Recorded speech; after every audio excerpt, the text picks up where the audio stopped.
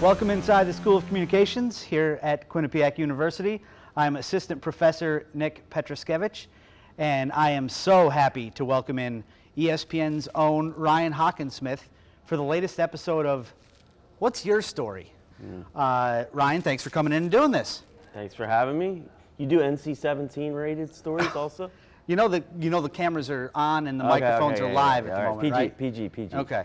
Disney. Pixar. This is a Pixar story. Off to a great start. We didn't start this way when Tim Kirkchin came in here, just so you're aware. We started, it was more of like the 70-year-old jokes as opposed to the NC-17 jokes. Yeah, we'll see how we do here. We'll see how it goes. Yeah. All right, so this is like the 5th or 6th episode of this. I've had ESPN's Matt Berry, Dana O'Neill sat there, Jimmy Roberts, Tim Kirkchin. We always start the same way, is what was your this is what I want to do moment? Well, I thought I would be Tom Brady someday. And then that didn't work out. Yeah, at about age 16, I was like, yeah, I'm not going to be Tom Brady, but maybe I could write about Tom Brady. So I joined our student newspaper. And I would say that the moment when I think like my life really changed, and I would throw this out there to you guys to think about for yourselves, is I went to a high school graduation of I don't even remember who it was for, but we went to support somebody graduating from high school. And the speaker talked about a study that had been done where 80% of people who wrote down a specific goal every day for a year achieved that goal within a year. And I remember that's why I started writing down that I wanted to be a staff writer at Sports Illustrated by age 27. And so I ended up at ESPN by age 23 and wanted to stay there. So I remember I wrote it down every day for a year, and I realized as I did that, like, this really is what I want to do. And so from then on, it's just been, I love what I do. You know, I absolutely love it. So that's the day it changed for me. So I actually sort of do the same thing with most of my classes, especially when I have students for the first time. Everybody sitting here is part of my Journalism 595 sports clinical class, so they're graduate students. But most of the students that I have the first time, I have borrowed, because we don't steal in journalism, I've borrowed from Tom Rinaldi. I hand out note cards at the beginning of the semester and say, write down 3 things you want to accomplish this semester. It doesn't have to be in this class. It could be that you want to eat healthier or you want to go to sleep earlier, but something so that we can have checkpoints along the way. And so, I think that's having an idea of what you want to accomplish is important, isn't it? There's something about writing it down, too, that just, it feels more real, it feels more cemented, and it feels more like you're committed to it, you know? So, yeah, I love that. I only did 1 goal, though. Maybe I should add a couple more. I definitely got to drop about 20 lbs. Maybe can I write on the back of that? I'll write it down right now. Yeah. No, we'll get a pen later and we'll write it down. All right, so you mentioned the student newspaper. Can you give us, obviously ESPN and a reporter now, but can you kind of go backwards and give us the timeline? What happened? You went to Penn State, then what happened? Oh man, I got a wild story. I'll keep it PG-13, but I did student newspaper in high school, and then I went to a branch campus of Penn State. I wasn't smart enough to get into the main campus, so I went to a branch campus, and while I was there, I started freelancing for local newspapers, doing high school sports and things like that. And then I went up to main campus, and the first year I had a really good year. I joined the student newspaper, majored in journalism. I still knew exactly what I wanted to do. And my sophomore year, or my second year at Penn State, I was like an 8-year senior. Like I had a couple red shirts. This is before the COVID year. Yes, before the COVID. But I used up all. There's a guy right now that graduated from Miami, and he had his pro day yesterday. He played 9 years of college football somehow. He's like 35 years old. That was me in college. But in my second year up at main campus at Penn State, I got the great honor of covering the football team. And so I was having a good year covering the football team, but I was, we'll probably get into this. I like to party a little bit more than I should have. And so I was really not taking good care, like not living a good life, working my butt off at the student newspaper and having a good year. And Penn State was really good. It was 1999. So they were 8-0, number 2 in the country. It was Michael Vick's big year at Virginia Tech. So I really thought that I was going to get the opportunity in my first year covering a big sport to go to the national title game. And they were good enough that the school newspaper was paying for us to go to every game. We flew a couple places, first time I had ever been on an airplane, and we drove to all the other Big Ten games. And so it was late in October of 1999. Penn State was playing Illinois at Illinois, and 5 of us. There was 3 writers and 2 photographers. smushed into this car and drove, halfway across the United States practically. It was brutal. We got in the car at like 8 a.m. and we got there at like 10 p.m. It took just forever driving out there. And on the drive out there, it was on a Friday, and I remember not feeling great, and I thought I was coming down with a cold or something. And got there covering the game that day. We got up in the morning. There's a certain adrenaline to covering a big sporting event that some of you have probably felt. And so I felt that. But as we were walking over to the stadium from the hotel, I just remember just falling behind everybody else over and over again. They kept waiting for me. And I covered the game, but during the game I felt terrible. And I wrote the game story. I went down and interviewed players from both teams. I wrote the game story for our website. The internet existed in 1999, FYI, early internet, but we posted it to the website. And I remember I was like, I feel terrible. And I thought, maybe if I take a shower, it will clear my head a little bit. And when I got in the shower, I noticed on my arm I had these like purple blotches. And I was like, man, I don't think I have a cold. I think something else is going on. And I went to the hospital that night in Illinois. So I'm like, 500 miles from home. And I went to the hospital with one of the other college reporters, and I just sat there all night. They just let me sit in the corner. And finally somebody looked at me, they gave me some IV fluids, I felt a little bit better, and I was like, I want to get the hell out of here. So I left. Little did I know, I had something called bacterial meningitis, and they didn't test me for that. And I didn't push for it, so I wanted to get out of there. And got in the car the next morning, drove all the way back to Pennsylvania, and by the time I got back, I couldn't get out of the car. They just put me right into an ambulance, and I woke up a week later. I'd been in a coma. Bacterial meningitis will kill you like within 24 hours. And so I woke up, and like my life was going to be different. My life was going to be totally different. I turned 22 years old in a coma. My birthday was November 3rd, and I was in a coma from, I think, the 31st of October through like November 8th or something. And I woke up, and I wasn't 22. I was like 82. They were like, we're going to have to amputate parts of your feet, probably parts of your hands. We're not sure about your cognitive abilities. They would give me these little kid puzzles, 4 pieces, and I'd be like, it's too hard.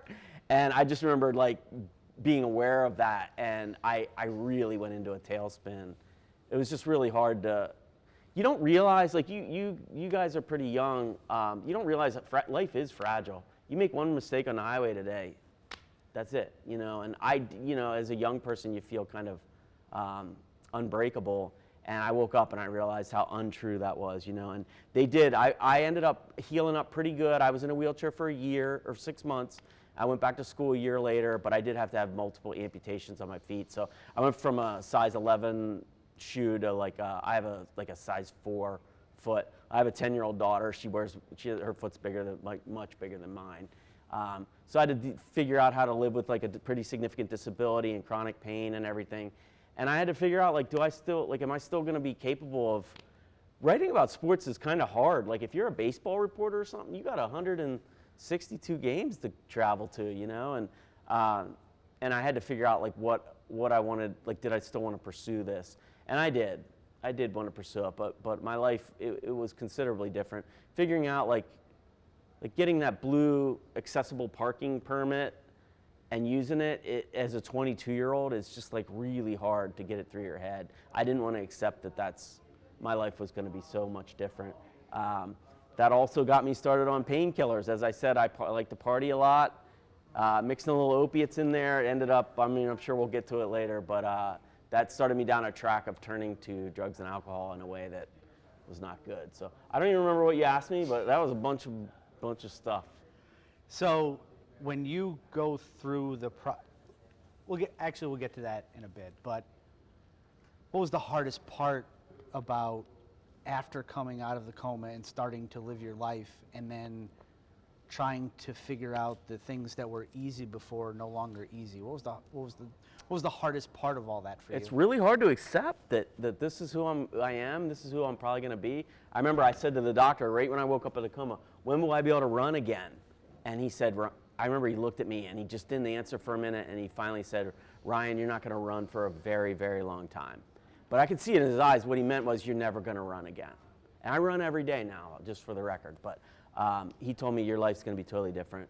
And it was really, my mom would drive me in a minivan. I was 22, man. How many people are like 21, 22 in this group?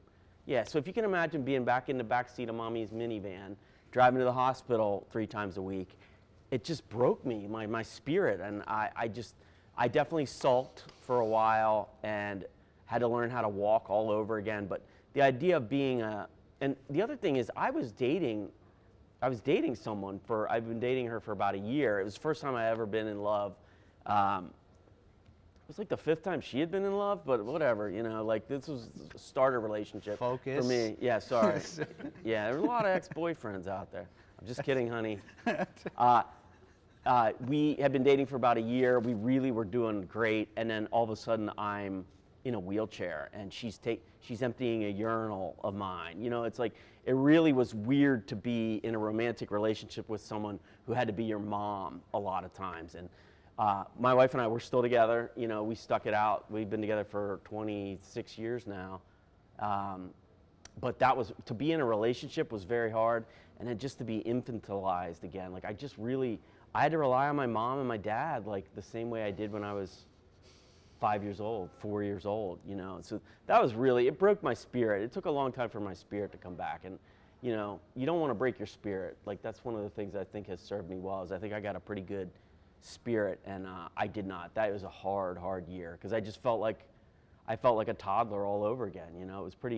It'll beat you down. Did it change your relationship with sports at all? Because you're going to watch people that are going to be able to do things that your doctor just told you're not going to be able to do. Yeah, it definitely did. But I will say this, I was at Penn State, and the Penn State sports community really rallied around me. My student newspaper really did.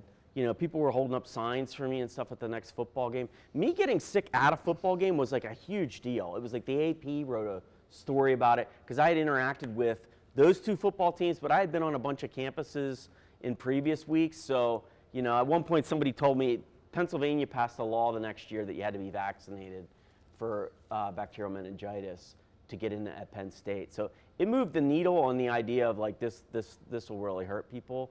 They can really hurt people. So I felt good about that. Lots and lots, thousands of students got vaccinated. So I like to think like somewhere maybe somebody didn't have to go through what I went through because I got sick. So my student newspaper responded really well. The football team sent me a helmet and a bunch of other stuff. Joe Paterno called me multiple times throughout my recovery to see how I was doing. Joe Paterno had to answer a question at the press conference about me getting sick. Was he worried at all that I infected a bunch of the players? So it was pretty intense, and the wrestling team also. I'd covered the wrestling team at Penn State, and wrestlers called me and sent me stuff, and I just felt. I felt like you asked specifically about sports. I think that what it did for me was just reinforce the idea of I love sports. I love like what they did for me in my life, and I love to watch what they do for other people. I love the competition of them. And then I also think there's something kind of beautiful about the sports community. We bicker and everything about my team's better than yours, and athletes bicker back and forth. But at the end of the day, we're all kind of like in it there's a certain level of passion that it requires. I can't tell you how many times in my life sports has been like an icebreaker with other people. It's a great way of being like, oh, cool, like we got Celtics, we got 2 terrible teams right here, Celtics, Mets, but it's an immediate icebreaker. What'd you think of the Juan Soto signing? All of that, you can really, so I have always loved that, and it got actually reinforced that year that this is a pretty, it's weird to say the sports community is a beautiful community based on some of the Reddit message boards I see sometimes, but for the most part, it's a passionate group of people. And so I think by the end of that year when I went back to school, I think I had doubled down. Okay. Yeah, they show up with jerseys and uniforms and shirts just to mess with me. Ben's got a Mets thing on, which means he'll be back for another semester because he's not going to pass. At least no one is wearing a Duke gear in here today, which has happened, which is the immediate sign of failure in a class of mine. But they're mildly. Is anybody watching the White Lotus right now? Oh no! How is this? We can't. No, there's a Duke fan. Yeah, that.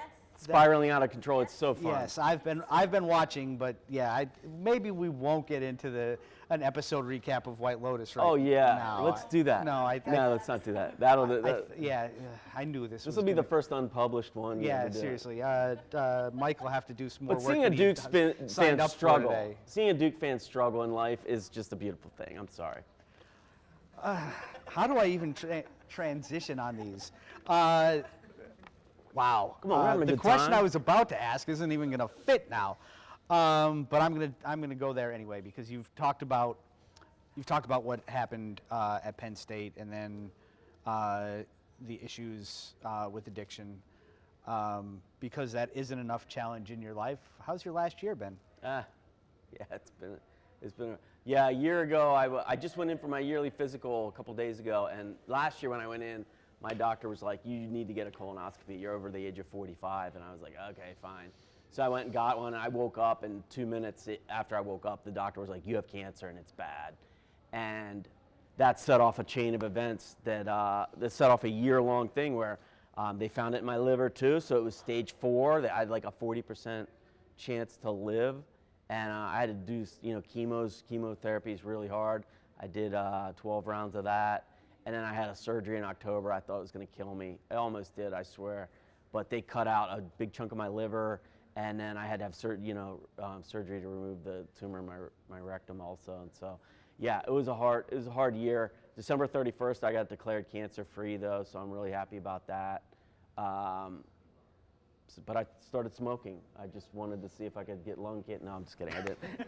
Not yet. I knew you were kidding. Yeah, you did. You had a look at your face like, oh no. I was just waiting to see how long the punchline would No, take.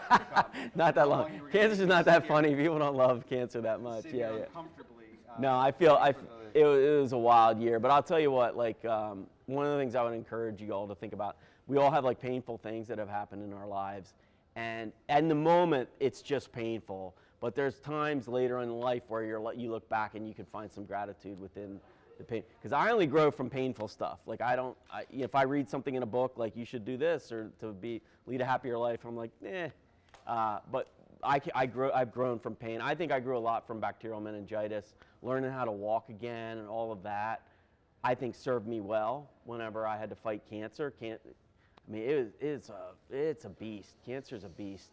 And then I think, as I said, I got started on painkillers and the drugs and alcohol stuff. I thought I almost died a bunch of times overdosing. Went to rehab, got sober. People will always ask me, like, if you could hit a button and not be an alcoholic, would you hit the button? And the obvious answer is yes. I don't want to be that. I wish I could drink like you guys can, or you can, some people can. I can't. But I grew in the moment. Going to rehab and everything in 2008 was not fun. But looking back, I feel like I learned so much. I don't know that I would have been ready for cancer if I didn't have this stuff in my past. So I really am grateful for that. And I would encourage you, like, I'm sure that you've all had things in your life that are real bumpy patches. If you frame it the right way in your head, you can learn from that, and it will serve you well down the road. I'm sure the painful things sucked. I'm sure it might still suck, but at some point in your life, you're going to be like, that helped me get through that, And I'm not very religious, but I kind of trust in the universe, and I really feel like the universe has always given me exactly what I could handle and exactly what I needed for down the road. So I'm sure this cancer thing is going to help me at some point in my life. I already feel like I've grown quite a bit from it, including in my career. I feel like that's one thing as writers, writers, editors, producers of content somehow, your life experience will help you, So I would lean into the painful stuff sometimes because I do think it will help you down the road. How specifically have those life experiences helped you navigate journalism, sports, asking questions, determining the subjects you care about enough to dive into? Well, I think if you met me in like 1998, even like 2008, I do think I was like much more self-centered. Like I really think it was all about like, I got to get this, I got to do that. If I don't achieve this, make this amount of money, all of that stuff. I do think that I just think that stuff has made me more empathetic, which means when I talk to people, when I interview them, I really have found that I'm pretty good at really listening to your story, really feeling it. The number of interviews I do where where the person ends up crying, not me usually, but the other person ends up crying, it's because I feel like I could take people places that other people can't, and it's because of my life experience, I think. Like when somebody says something to me that can really resonate, I know to drill down on that. I'm a pretty good listener at this point in my life. Like I'll tell you, I have a story coming out on April 2nd that I think it's like one of my favorite stories. It might be my favorite story I've ever written, but it's about this this guy from Las Vegas who went hiking. He's a mountaineer, which mountaineers they're not hikers. They're people that try to climb Mount Everest, try to climb the most. It's a sport. It's more than a sport to them. It's their passion. And he went to climb Peru's highest mountain, one of the most dangerous mountains in the world. And he couldn't get to the top. He kept trying to summit it. There was avalanches. There was all this other crazy stuff that he kept failing, and he was heartbroken. And finally, after a couple of days, they gave up and decided we're either going to die trying or we're going to live to climb another day. So they start backtracking down the mountain. And up ahead, he sees like a bunch of, on some of these mountains, there's a lot of garbage, there's a lot of equipment, there's a lot of tents left over, a lot of debris. And he saw a bunch of stuff up ahead. And when he got down there, he realized that's not equipment, that's not a tent, that's a frozen human being. There was a frozen man right on top of the ice.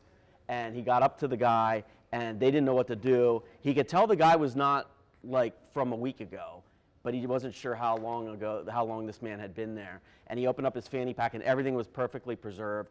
Opened it up, driver's license, everything was in there. This guy's life was in there. The man had disappeared 22 years earlier. And only because of climate change had his body been on top of the ice now. And so I started working on this story, and what the story ended up being was about the idea of closure. They got this man and his remains back to his family. His family just said goodbye to him one day in 2002, and he never came home. They didn't know if he suffered. They didn't know if he had amnesia and was living in a village or something. And that idea of closure, like the older I get, the more I realize how important it is to like kind of close. Like you want to, like a traumatic thing, you want to try to find a way to get to closure. And so I really latched onto that, and I think it's like a beautiful story. It's going to appear on ESPN.com, but it's not going to be basketball playoff preview type thing. It's going to be a very human thing, and I'm really proud of it. And so I really like those stories. I really think that with my life experience, I mean, you guys heard, it's kind of been a wild ride. I feel like there's lessons I learned at age 22 that some people don't ever learn. Or learn later in life, and I feel like I got that gift early, and it helps me write better stories, I think. So I've got a list of some headlines of some recent stories that you've written. The secret MVP of sports, the porta potty. How Chuck Norris facts gave birth to the modern meme. The remarkable story of a man who found 162 bowling balls under his house. Yeah. And the skydiver who survived a 14,000-foot fall. So my question is, how do you find this shit? Yeah. I don't know. People ask me that a lot. I think my algorithm's really good. I think it just feeds me. I mean, I'm AI, basically.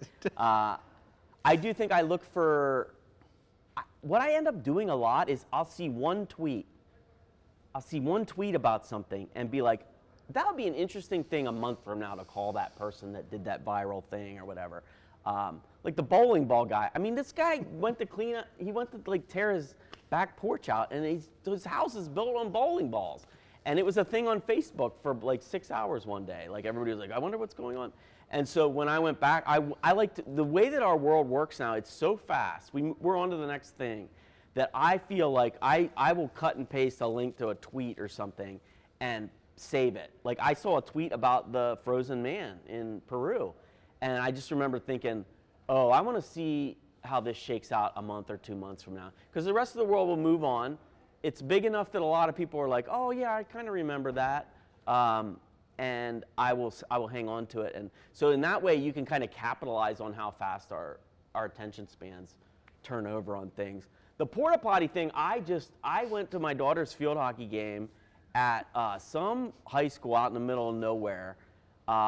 She was playing, it was like 9th grade field hockey, so it wasn't like varsity playoffs or anything. So it was out at this high school, And there was nothing around except there was 2 porta potties, and I went in one, and it was like one of those ones where it's like, I don't ever want to see anything like what I just saw ever again. And I was like, who has to deal with that? Somebody has to deal with that, right? And then I started investigating, and I started to realize that major sports do not happen without porta potties.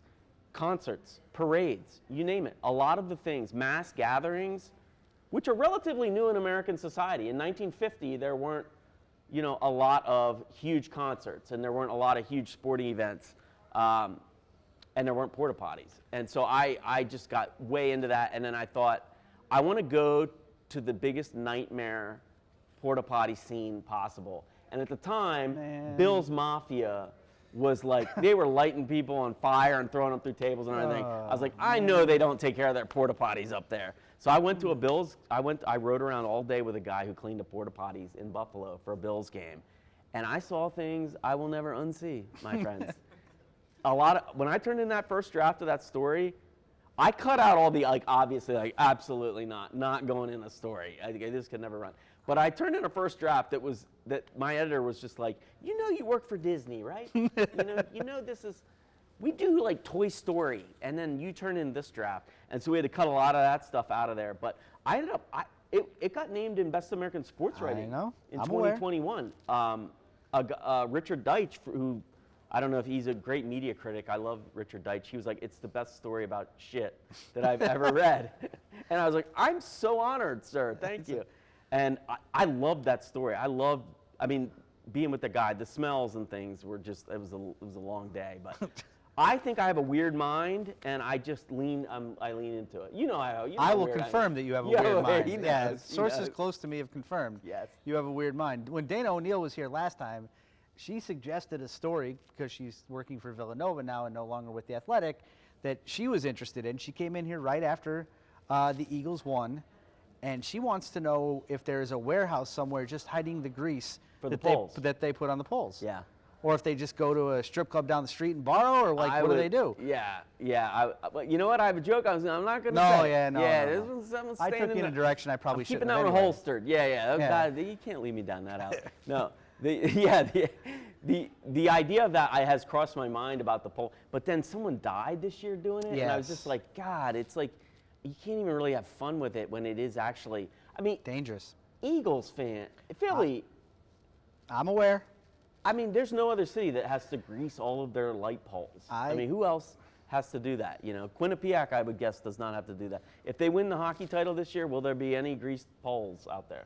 No. Maryland had to protect the goalposts when it beat Duke in basketball, because there's no good Maryland football wins. Yeah. So to rip down the goalpost, you have to wait till you beat Duke in basketball, and then you carry the goalpost down the street. Yeah, man, I don't know what it is about Philly, but yeah, that would totally interest me. I love the stuff around. Sporting events are incredible because we see what's on the court or in the field. There's all this other pageantry that happens with bands and mascot. We were talking about the mascot quite a bit. I was fascinated last night watching the mascot from South Dakota State. It's just a big jackrabbit with a carrot that he waves around. It's so lame. It's like should be like a sword with a carrot on it or something. But that world is so interesting to me, and we do love that stuff as fans. Like I just got back.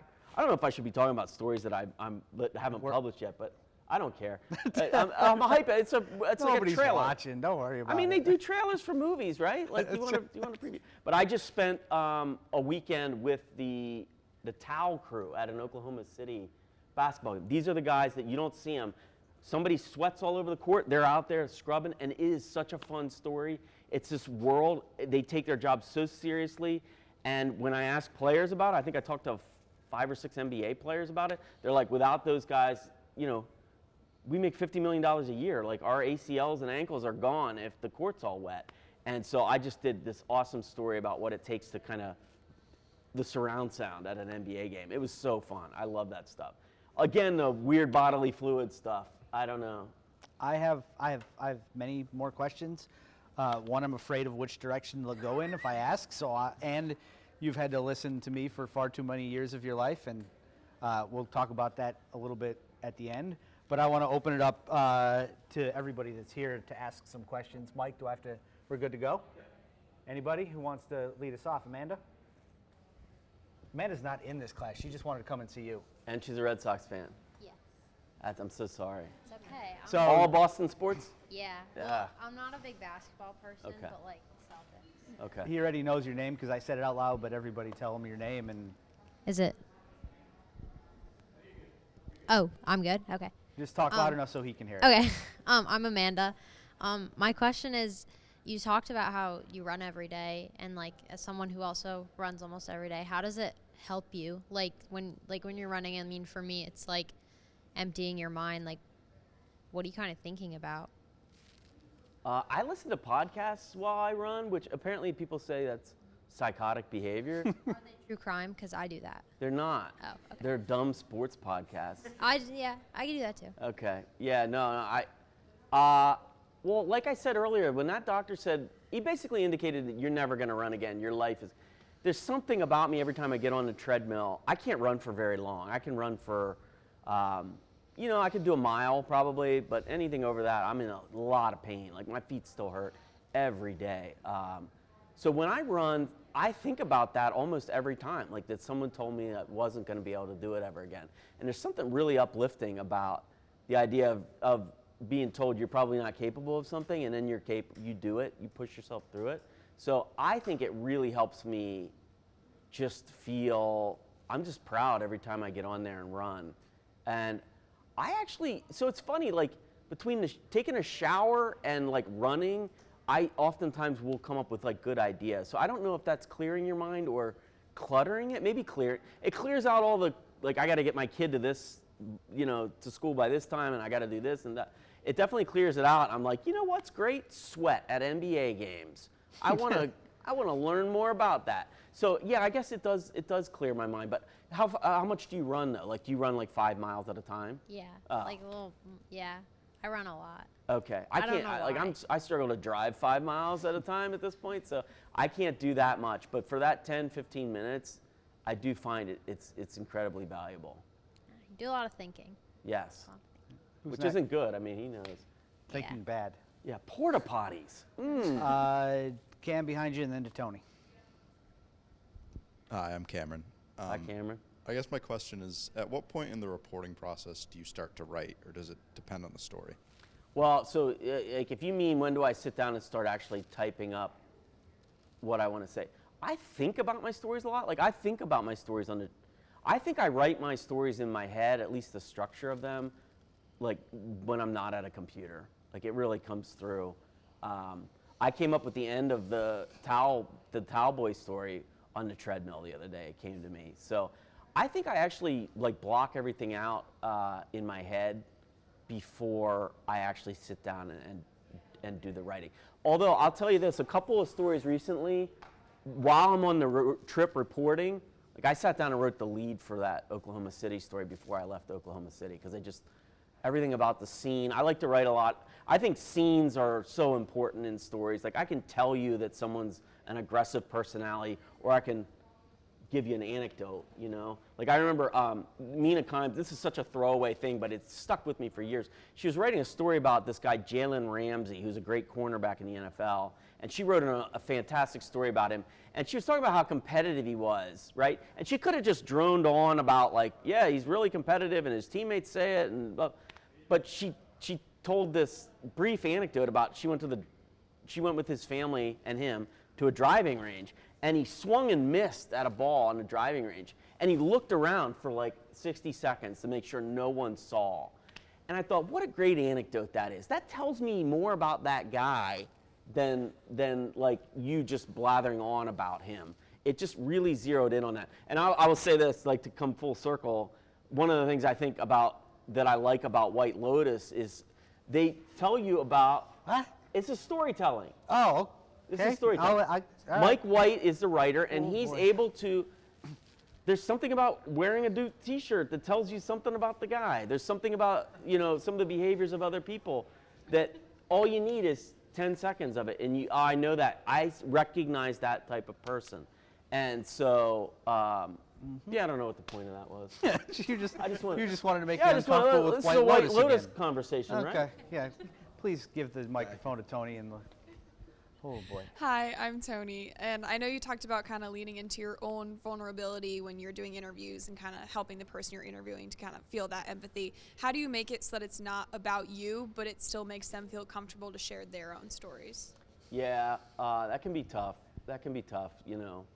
I think all writers on some level have like, I heard somebody say that writers all have big egos and low self-esteem. I've heard that phrase. We use it in recovery too. I think I definitely am that kind of person that goes from thinking I should be president of the world, and then I should be I should be not. You shouldn't entrust me with anything, like swinging back and forth and back and forth. So I try to stay out of stories. I definitely.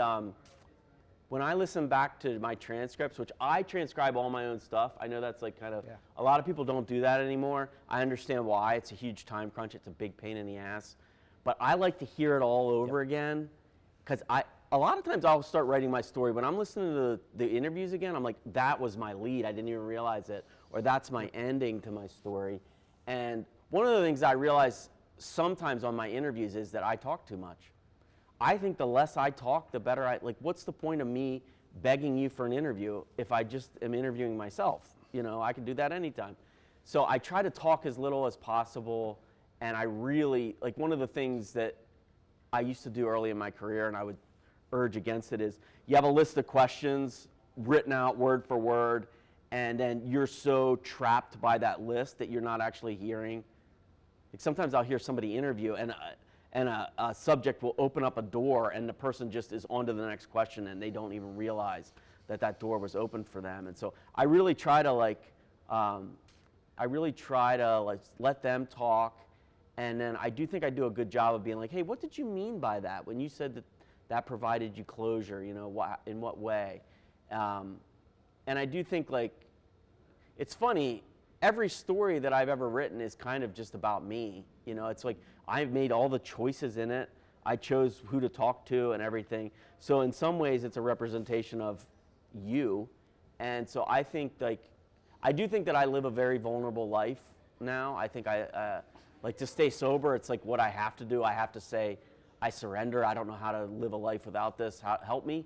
And I think that has served me well in stories. And I try to, I don't know, I changed my life in a way where I do feel I'm not afraid to cry. I'm not afraid to like say I'm scared. And I think that comes through in my interviews. I really like to go place.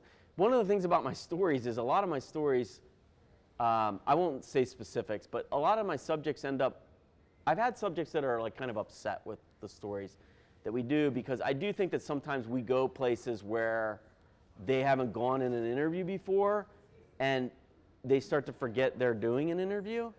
And I think that's the gift of a good reporter on some level. But I also am cautious about... How do you handle that when you get the feedback from the subject who's I don't like it. invested? I don't and like you've it invested because, in yeah, them? a lot of people, like, if you've cried telling your story to me, and then I tell your story and you don't feel like I did it, like I didn't do it justice, it bothers me a lot. I just try to make sure I'm fair. At this point, I go over every one of my stories before it publishes, and I'm just like, if I was that person, how would I feel about this? Sometimes people don't just like they just don't like the truth. Like, we're supposed to be truth tellers, right?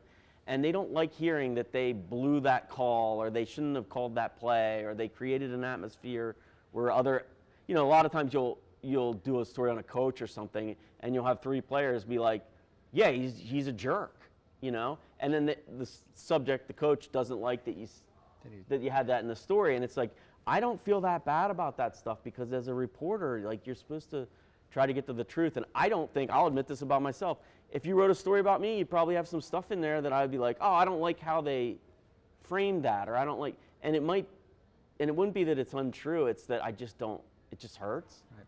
You know, and so sometimes I think I've had a few in the last few years where sometimes I don't even understand where they're coming from. Like, like there was a guy who yelled at me about a story once where I said, do you want to talk it out? And he said, I don't want to talk to you ever again, and I wish I never did to begin with. I was like, okay, have a good day, man. I guess we're not going to hang out.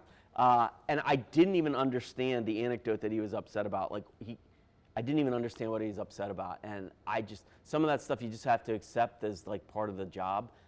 But it does hurt. And I do have to be careful. Like, one of the things, when I had cancer, I had like a chemo pump that I had to wear all the time. And I didn't ever tell anybody. Like, that's one of those things, if you drop it into an interview, I feel like it's kind of inappropriate because nobody ever hears cancer, and it just creates a level of sympathy kind of, or empathy with a subject that I just want to keep out of it. So during that time, I just remember people would be like, I'd have a doctor's appointment or something, or they'd call me, and somebody asked me one time, the chemo pump makes like a clicking noise every 2 minutes or something because it keeps pumping chemotherapy into you. And somebody on a Zoom call was like, what's that clicking noise? And I was like, I don't know, I hear it too. And I just didn't want to pollute the pool at all, the journalist person. But even then, it's like sometimes I go places with people that are really in-depth and painful. I mean, when you think about calling those people and being like, your dad ended up dying on a mountain and was frozen and you didn't know what happened to him and everything, that's very deep stuff, very painful stuff. And so I try to be very respectful of that, but it doesn't always, sometimes people don't like the truth, Hi. When you are writing a story that's not that serious, like the bowling balls or the porta potties, how do you sort of balance the idea of I'm writing a fun, not so serious story, but also personally taking it serious because it's your job? Well, yeah, that's a good question. First of all, I do think that there's all different kinds of writers. I like to write, what makes me love sports is not like hunting down where that steroid lab is located. It's just not my brand of stuff that I'm particularly interested in reading or writing.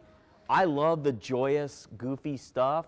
I do try to do stories that they happen to be about sports. I don't even know how, some of the stories, it's like a guy finding bowling balls under his house. That's not on Sports Center. So how is that? Skydiver probably won't be on Skydiver, no. But they're very human, and I like doing sports stories that people who don't like sports might be interested in. So I do try to capture that. I feel like I plant a flag in those kinds of stories. I really love them. But yeah, I get really into even the goofball stuff. Like that porta potty thing, I had a vest on, I was in the porta potties, and I was like, I'm gonna go all in on this story. I'm not gonna. So I treated it like I was Woodward and Bernstein of porta potties that week, and I took it very, very seriously so that we could have a lot of fun with it. And so I do think that I get, when I interviewed an expert for about an hour and a half the other day about sweat. What is sweat? Where does it come from? Why is it so slippery on basketball courts? And it was an awesome, one of the things you find out is that sweat is one of the great evolutionary things that humans have that almost no other animal does. Your dog gets rid of heat by panting aggressively, hoping to dry up enough spit that it would cool the animal down. Yeah, we're going there. Oh, we're doing it. Okay. Nick, we're doing it. Okay. Sweat. I got it. I understand sweat. Who's sweating right now? No, I'm just kidding.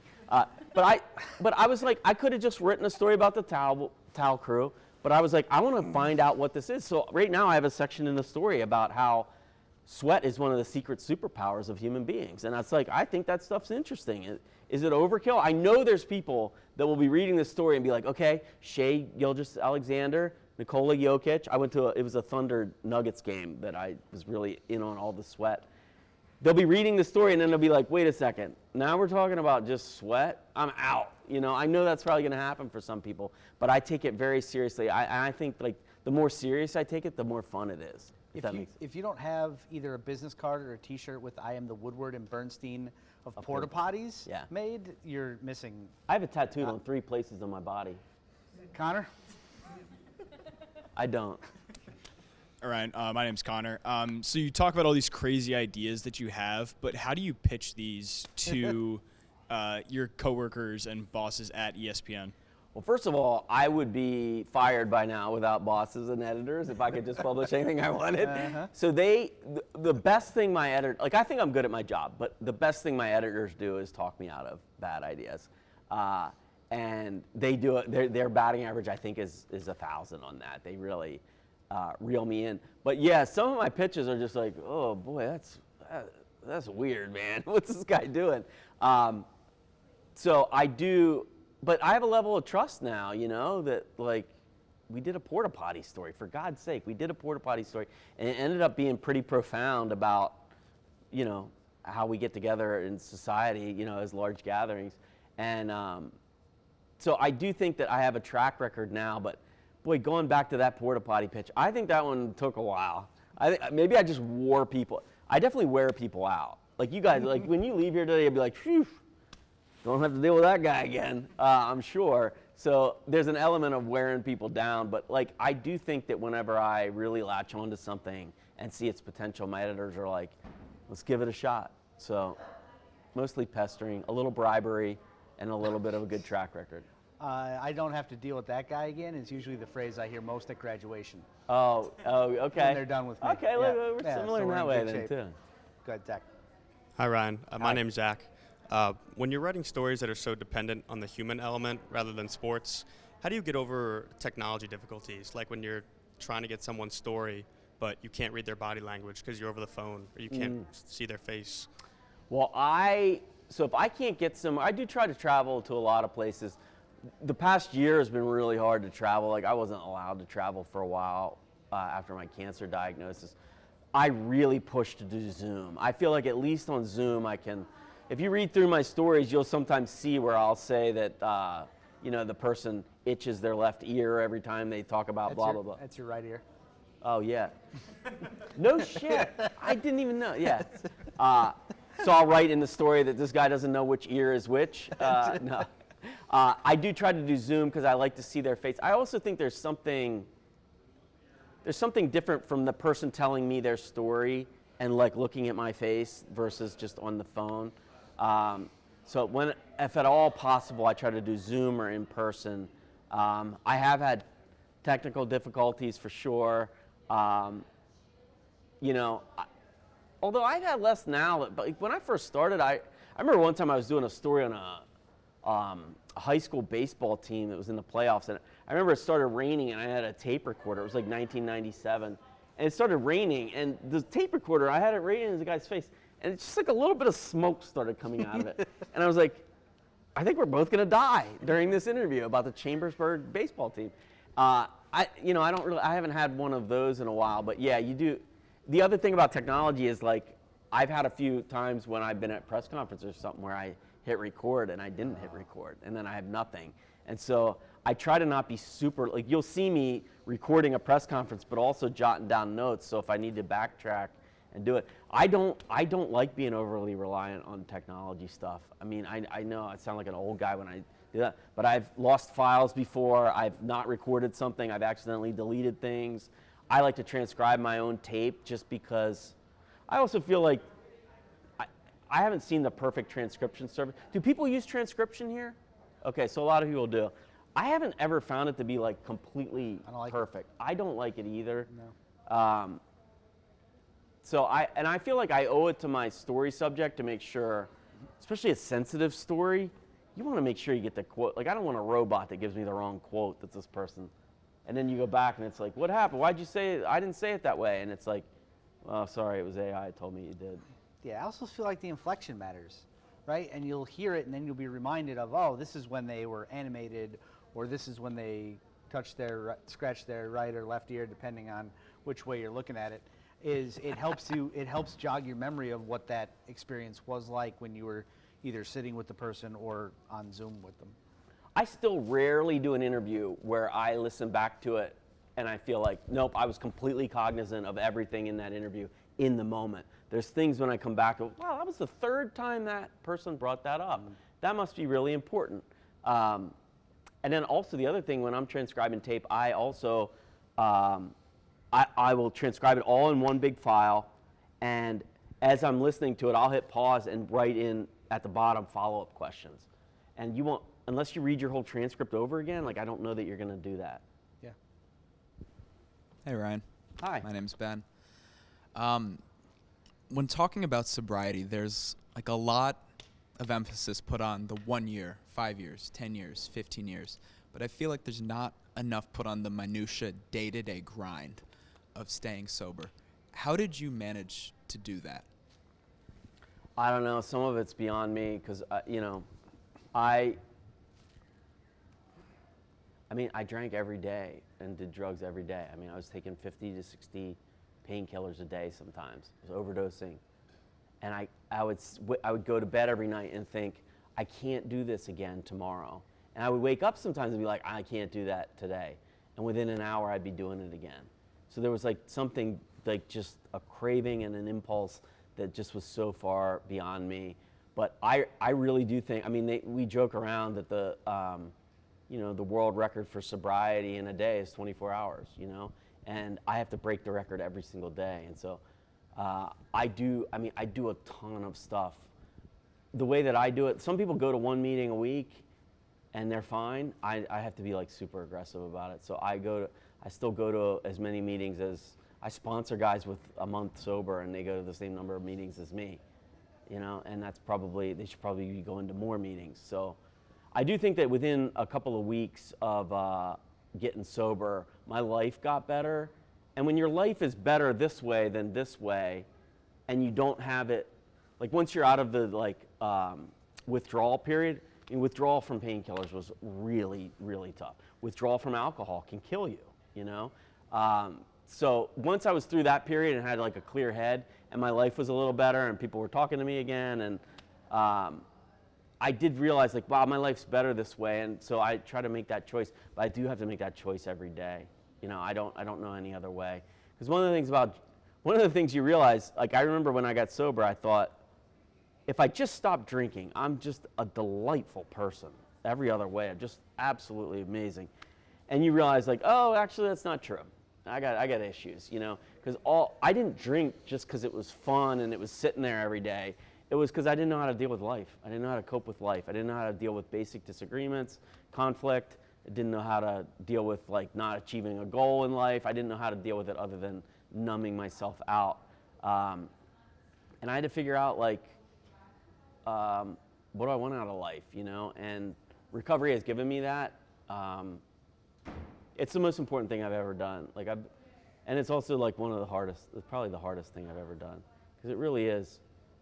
It's like all I knew, and now I don't live that way anymore, and it's a pretty beautiful thing, I gotta say. So thank you for asking that. It's important. It's one of the most important things to me to talk about.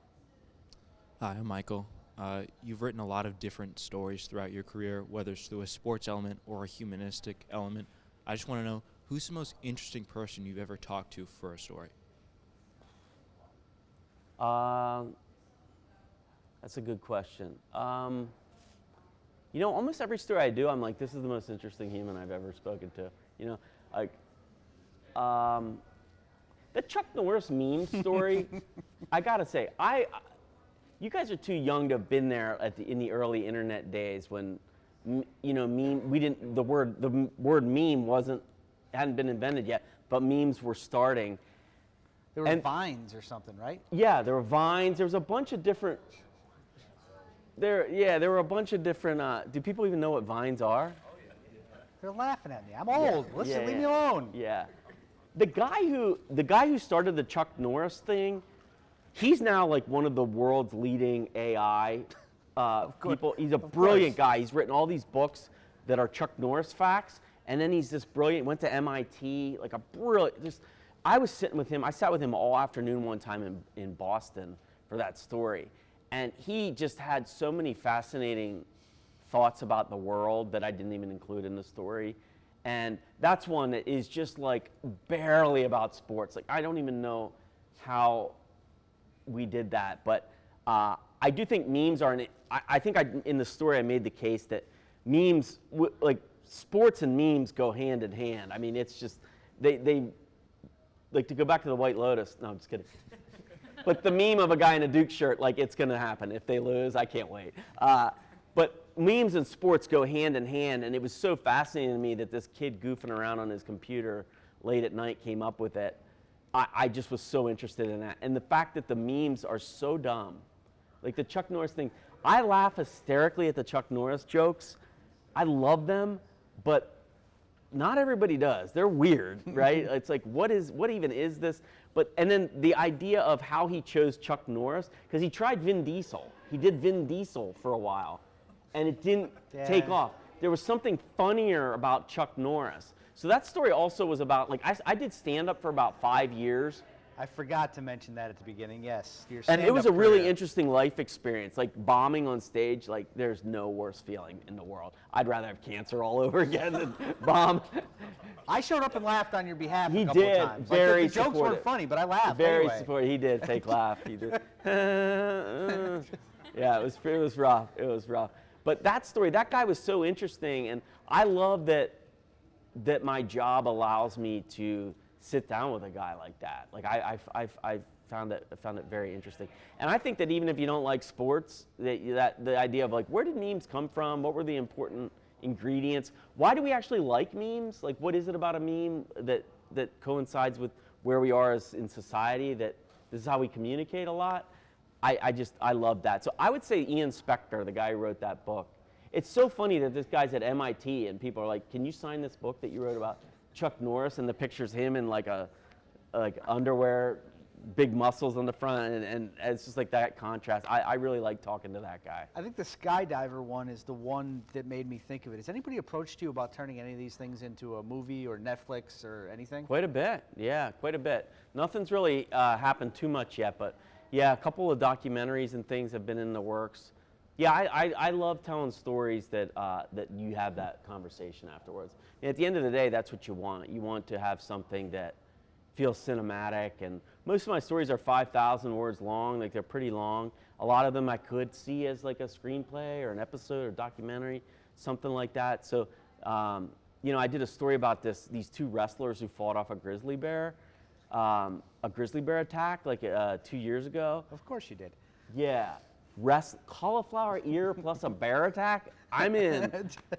So I went out and did that story, and that one has gotten a lot of interest because it very much, it's got everything. It's got action, it's got comeback. They had to work together to fight off this grizzly bear. So there's been a few conversations about that. But yeah, I do really like that. At the end of the day, that's what I hope I do. Like, people, I hope that I write something that like, that should have been a movie, or should be. Well, if you want to stop by next week, Com 140, one of the other classes I teach, an introductory class, we're starting screenwriting next week. Okay. So, if you want to stop by. So should I bring my porta potty screenplay? Yeah, sure. I'm just kidding, that doesn't Anybody exist. Who else? Who's next? Anybody? Who else? We got to go, of course, all the way over in the other corner to Brandon. Ask me what the grossest thing I didn't include in the No, porta don't potty ask him that. I have a weak stomach. And Dana's not here Ask to me if there's porta translate potties it. in White Lotus. I'm just kidding. Hi, I'm Brandon. Is there a story that you wanted to do that you really had to fight with an editor to get done? I wouldn't say fight like in a negative. I've had to like really lobby on behalf. I think the porta potty story took a lot of convincing. And also, like, the one thing about my career that's pretty interesting is that I was an editor I started out at ESPN as a writer. I flopped pretty miserably. Drugs and alcohol were a part of that for sure in the early 2000s. And they were like, let's try you out as an editor. I got my life turned around a little bit, and I became a pretty good editor. But during the early 2020, 2021, I just was like, my dream was always to be a writer, and I have to pursue this. And so I went to my bosses, and they gave me a chance. But early on in that period, I hadn't really written that much. So when I was like, let me hang out in porta potties for a while, I think they were like, yeah, let's maybe not do that one. You have any ideas about Kevin Durant instead? So I definitely had to push a little bit on that. I'd say the skydiving story went through the most edits. We just went round and round about the best way. Like, sometimes the edit process and the pitch process isn't necessarily about, will this be a good story? What's the themes you want to hit? It's like, is this a great story? Like, is this really, like, should you spend a month working on this? And so some of my stories lately, I've pitched stuff Like I pitched one recently about this person who set the Guinness Book of World Record, the record for the best, what is it when you go like under a bar? Limbo? Limbo. The limbo queen of the world. Oh, okay. She's unbelievable. And I was like, this is so cool. And my bosses were just like weighing some of the other ideas. And what they often will tell me is like, we think this is an okay idea, but like we think this one's better. So I remember I had 3 pitches in that one. And they were like, we're going to pass on Limbo. Do this one instead. So, I mean, maybe I'll have a fight about the Limbo one. Because if you see her, she can do a Limbo 6 inches off the ground. So her whole body can fold down. It's unbelievable. So the best part of this is today, like as we're doing this, tours have come through here. Limbo. Right? And Yeah. I want to see the conversion rate of how many people actually come to school here based off of when they walk through and heard a guy talking about Limbo, and the parents have to be like, what in the hell are they teaching at this place? I think at least 10 Quinnipiac current students withdrew from the university during this. I think some of them are going to withdraw from I'm my done. class, Yeah. even though there are only Couple like kids left. 6 weeks left. He's already got his backpack. Are you out? Are you out already? Do we need to talk more about Way Lotus or what? Should have chosen Sacred Heart. Yeah. Go ahead. So Ryan, throughout all of your life experiences, it could have been very easily for you to give up this dream that you have had as a writer. Have you been able to remain so positive throughout the things you experienced in college and especially in the last year or two? Well, without knowing it, I think that almost dying. I mean, when I woke up from that coma, I had like a respirator in, and I was I had quite a few infections and things after that. And so I think at age 22, I realized, the moment you realize that life really is fragile and that you're going to be 21 years old for 1 year of your life, and that's it. You're going to be 28 someday. You're going to be 32 someday. And I'll tell you, I also read many years ago about this study that was done on with people who were over the age of 80, and they asked them, what are your biggest regrets in life?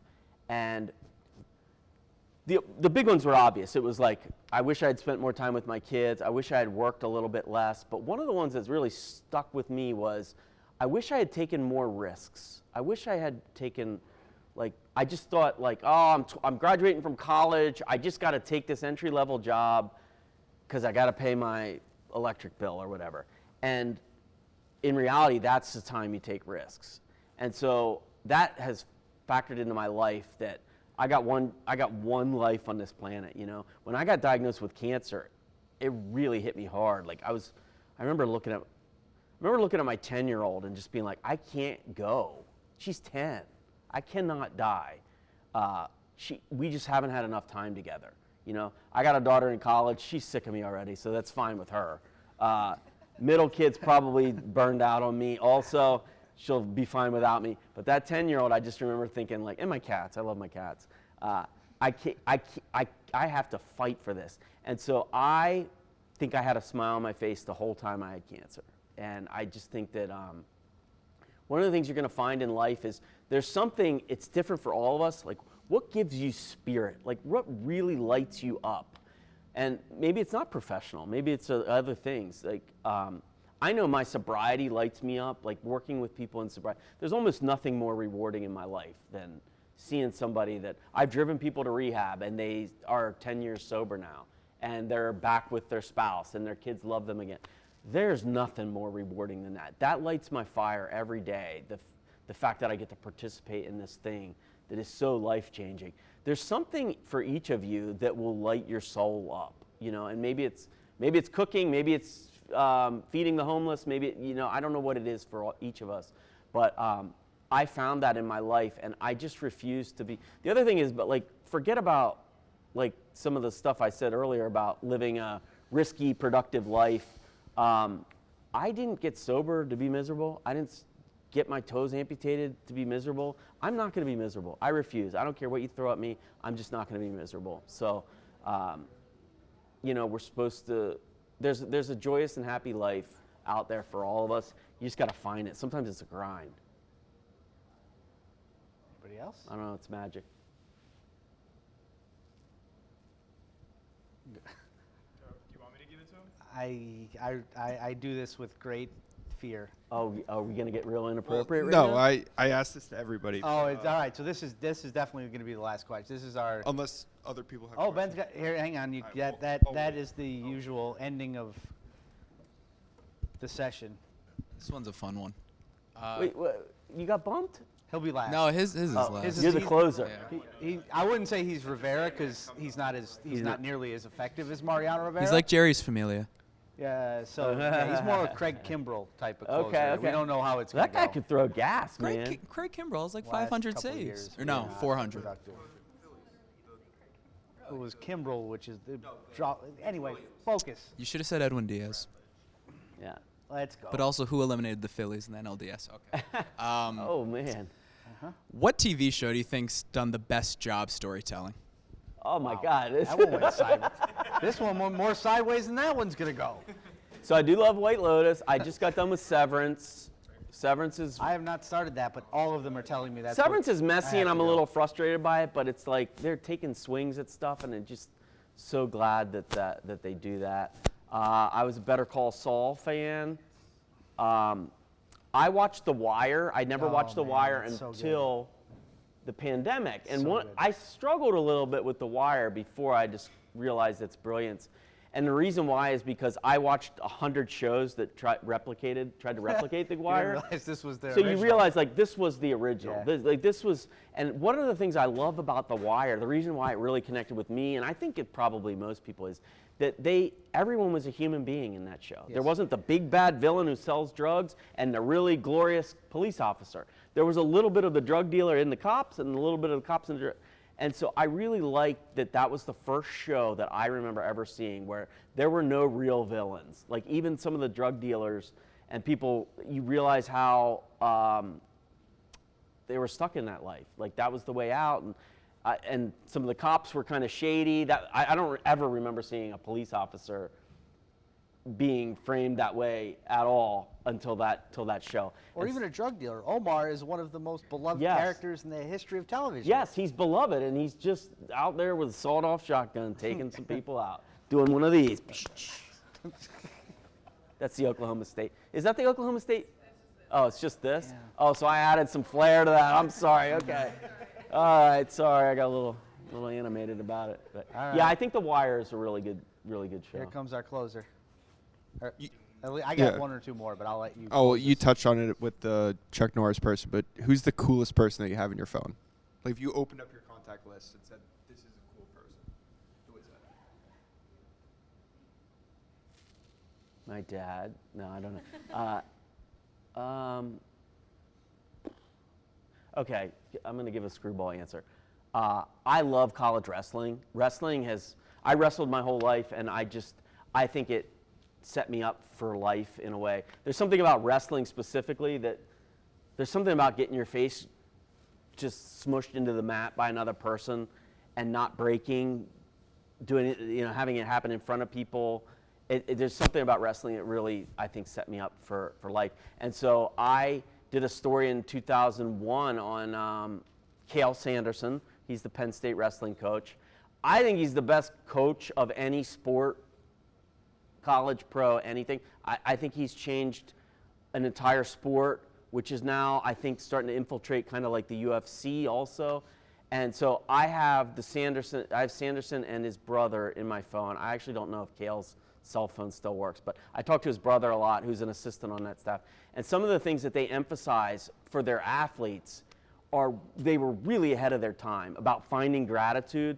Like it's amazing, you'll find this in your lives. It's amazing how powerful gratitude is, how being grateful is. Even in your worst moments, if you're able to find gratitude is one of those emotions, one of those feelings that pushes everything else aside. So if you're really mad at that driver on the road, or you're really upset that your sister said that thing to you, but you find gratitude, it pushes everything else off to the side. And so it's like one of these emotions that can kind of take over in a good way. And they emphasize that with their wrestlers. And I have found it so interesting because wrestling forever was like a very grinded out, conservative sport. And these guys are sort of doing some hippy-dippy cool stuff. and it's translated. They win the national title every year. They crush everybody. And the idea that in a world, sports is it can be a pretty harsh world, pretty tough, hyper masculine sometimes. And the idea that some of these things would be, they're valuable life tools and wrestling tools. So I think he's the coolest person. At one point I had Manny Pacquiao's cell phone. That was 400 cell phone numbers ago in there. And I have quite a few UFC fighters. I like being around UFC fighters. There's still something so pure about the UFC. Like there's no high school and college. There's no NIL money for MMA guys, right? Like these guys, most of them have not been, men and women have not been superstar athletes their whole lives. And so they're not conceited usually in a way that you would expect. So I love being around. I have a bunch of UFC fighters. I just spent time with the UFC guy, Alex Pereira, who I think he lost the other night, but I still think he might be the best fighter in the world. I just spent time with him. He's in Danbury, Connecticut. Don't get into a scuffle in Danbury, Connecticut, by the way. A lot of Brazilian Jiu-Jitsu out there on the streets. So I got his cell phone in there. I like that. He's a pretty cool guy. A lot of advice you're giving that I didn't expect. Don't get into a fight in Danbury because of. Yeah, that'll serve you well. I didn't expect that. Yeah, don't get into fighting. So I have two Ryan stories before I let him leave. One is I've seen him a few times over the last year during this cancer fight, and he is not kidding. Every time I've seen him, somehow I feel like I've walked away and my spirits were lifted, and I'm like, this is not how this should work. I saw him a couple of weeks ago in the grocery store, and I swear to God that you know every single person by name at Big Y. Oh, yeah. So he stopped me and had me tell a story about something that happened here recently.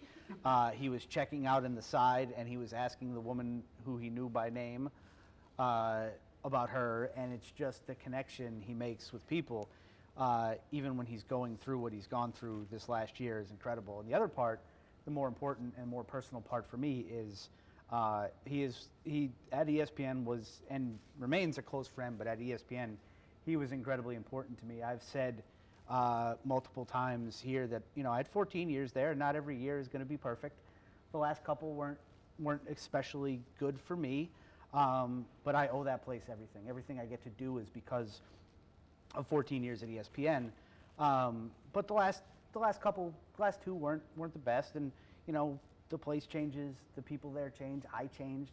But I sat next to this guy for most of those 2.5 years. And I remember I got, as part of, one of the semi-annual reorgs, I was told to go, that I was going to move. And I actually tried to make a deal with the person in charge and said, I will go to whatever group you want as long as you let me stay next to him, because he keeps me sane. It didn't end up working out that way, but there were times where he talked me off a ledge, or he told me not to say something that I wish I wouldn't have said out loud, or how I was going to respond to an email. And I tell my students now that, like, that Nick died there, right? And so I appreciate, and this is going to sound harsh, but you helped kill that guy. And I appreciate that, because you probably kept me employed for longer than I should have been there.